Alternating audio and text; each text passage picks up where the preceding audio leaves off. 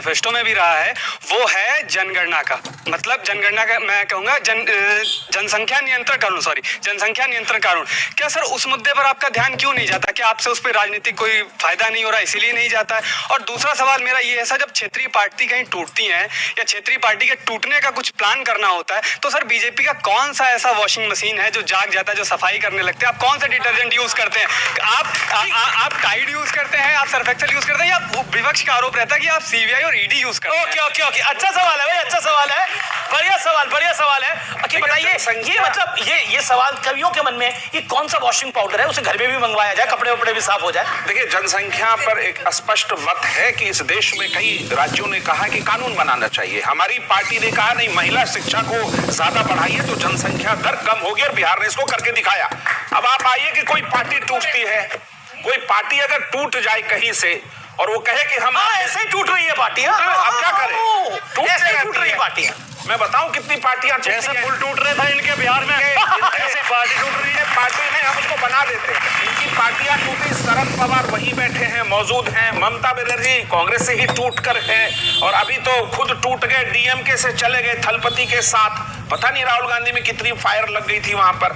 सवाल है, देखिए, कोई पार्टी टूट कर किसी से जुड़ता है, अगर उसका कोई काला कच्चा चिट्ठा है, कोई जांच चल रही है, क्या एनडीए की सरकार ने उस जांच को कभी प्रभावित किया? कभी बंद नहीं किया। किसी के खिलाफ जो भी जांच चल रही थी, वो कोर्ट में मामला था, कोर्ट तय करेगी कि क्या होगा। लगता है पार्टियां जो टूट रही, वॉशिंग मशीन नहीं है, वो ऐसे ही टूट रही है। नहीं, वो सबकी अंदर की अंतरात्मा की आवाज जाग रही है। नहीं, वो मैं तो बार बार कह रहा हूँ कि नॉन बायोलॉजिकल मोदी जी से प्रभावित होकर, ताकि उन लोगों का ये जन्म नहीं, अगला जन्म भी अच्छा हो जाए। मोदी जी के प्रति इतना प्रेम आ गया है अचानक। देश के नौजवानों में तो प्रेम नहीं है, देश के बेरोजगारों में तो प्रेम नहीं है, महंगाई बढ़ गई, मध्यम वर्ग परेशान है। आप कह रहे पार्टियां तोड़ना, अरे ईडी सीबीआई 2 दिन के लिए दे दो ना, देख लो कि मोदी जी और अमित शाह के अलावा सारे लोग हमारे पार्टी में आ जाएंगे। अच्छा, देखिए अभी बोला गया, एक सेकंड, मैं बता दीजिए आप कहता हूँ, लेकिन देखिए अभी बोला गया कि पार्टी तोड़ना गलत है। लेकिन मैं एक एग्जांपल बताता हूँ। मुलायम सिंह यादव की सरकार थी, 30 बीएसपी के विधायक तोड़े गए। किसने तोड़े? मुलायम सिंह यादव की सरकार पे आरोप लगा कि उन्होंने तोड़ दिया, लेकिन वहां अंतरात्मा की आवाज थी। अशोक गहलोत की राजस्थान में कांग्रेस की सरकार थी, बीएसपी के 6 विधायक तोड़े गए।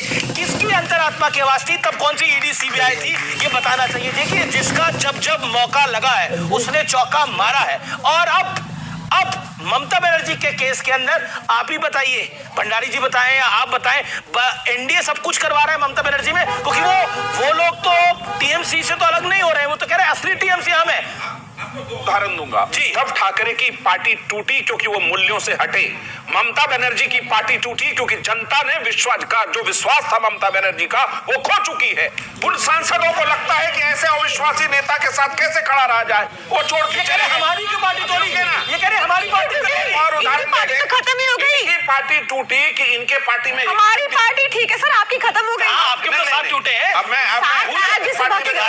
और क्या, मैं अपनी पार्टी में जवाब दूंगा। इनके तो सीधा तानाशाही रवैये के कारण। आइए जनता दल यूनाइटेड में थोड़ा झांकी लीजिए। आप बोल रहे हैं कि ममता बनर्जी विलय कर लेंगी कांग्रेस के अंदर, शरद राव पवार की पार्टी विलय कर लेगी कांग्रेस के अंदर, और अगर 27 में सपा की हार हुई तो अंत में सपा के पास भी यही बचेगा कि उनको कांग्रेस के साथ अपना विलय करवाना पड़ेगा 29 के चुनाव में। क्या कहना चाहते हैं? 27 आपका जीतना इसलिए जरूरी है? एक सेकंड। देखिए, इस देश में 2 राष्ट्रीय पार्टियां हैं, एक कांग्रेस, एक भारतीय जनता पार्टी, और लगभग 3 दर्जन क्षेत्रीय पार्टियां हैं जो अपने अपने प्रदेश में मजबूत हैं, और लगभग 1000 पार्टी रजिस्टर्ड हैं जो छोटी पार्टियां हैं।